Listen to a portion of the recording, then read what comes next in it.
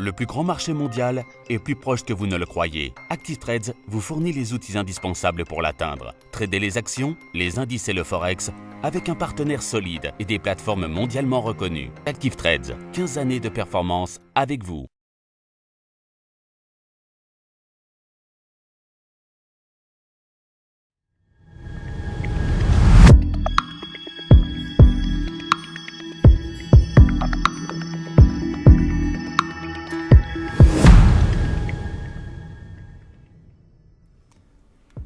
Bonjour à tous et bienvenue sur boursicoté.com pour cette nouvelle analyse technique du CAC 40 en clôture. Et donc finalement, au terme de cette séance qui s'est ouverte sur un gap haussier, eh bien le CAC 40 clôture en hausse à 5167,30.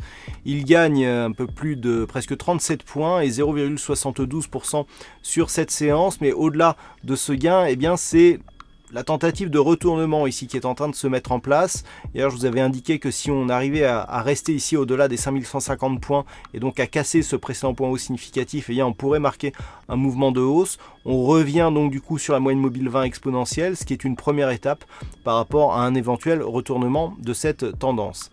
Du point de vue des indicateurs, on reste neutre ici sur le RSI, le stochastique donc annule son signal baissier. On n'est pas sur un signal haussier puisque le croisement se fait ici à l'extérieur de la zone de survente. On a un petit signal parce que le stochastique ici est entré dans sa zone de survente et en ressort. Même si le croisement se fait à l'intérieur de la zone, on a quand même un petit signal haussier, mais qui est moins fort que si le croisement s'était fait à l'intérieur de cette zone ici.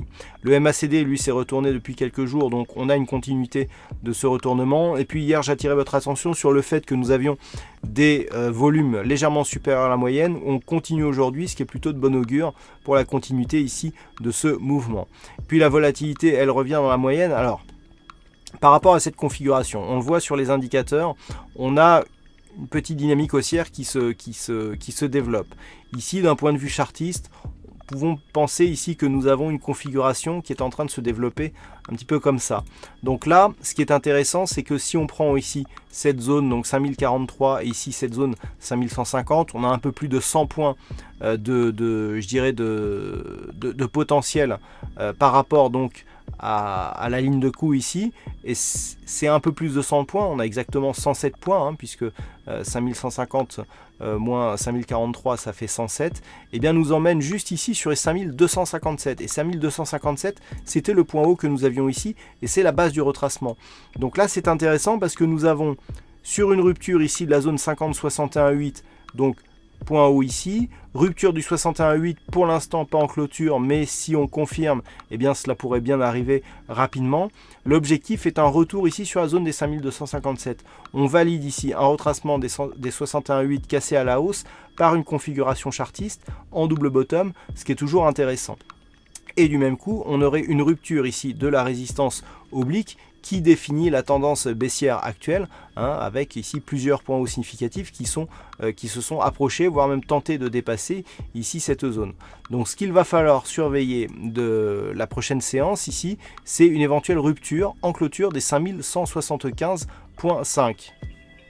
Tout simplement parce que c'est le retracement des 61,8% de Fibonacci de la précédente tendance et qui matérialisera ici la configuration en double bottom avec donc un objectif haussier qui remettrait la tendance ici sur une vue haussière sur le court mais aussi sur le moyen terme. Donc ça c'est ce qu'il va falloir surveiller. A l'inverse, si les cours reviennent ici sur la zone des 5150 points, eh bien on aura des premiers signaux d'invalidation donc de la configuration technique qui pourrait nous donner une possible poursuite du mouvement haussier avec donc un risque de retour ici sur la zone des 5066 points. Donc à surveiller, la prochaine séance ici, une hausse éventuelle des 5175 à la hausse et à la baisse, une cassure dans un premier temps des 5150 qui pourrait être aggravée ici sur une rupture des 5125 avec notamment ce gap qui s'est ouvert aujourd'hui, qui n'a pas été comblé. Donc tant qu'il n'est pas comblé, c'est un signal de force dans le sens du gap, ça veut dire à la hausse.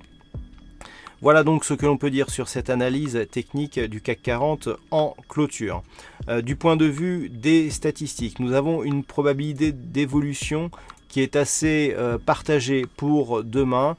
La probabilité est légèrement haussière à 53% de probabilité. Par contre, Pour ce qui est des prochains jours, eh bien, il semble que l'on reste encore dans une probabilité plutôt baissière, même si la conviction est moins forte que ce que nous avions précédemment.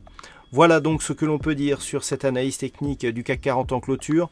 Passez une bonne soirée, de bons trades. On se retrouve à partir de mardi pour le CAC 40 et sinon dès demain pour les analyses Forex, toujours sur le site boursicoté.com.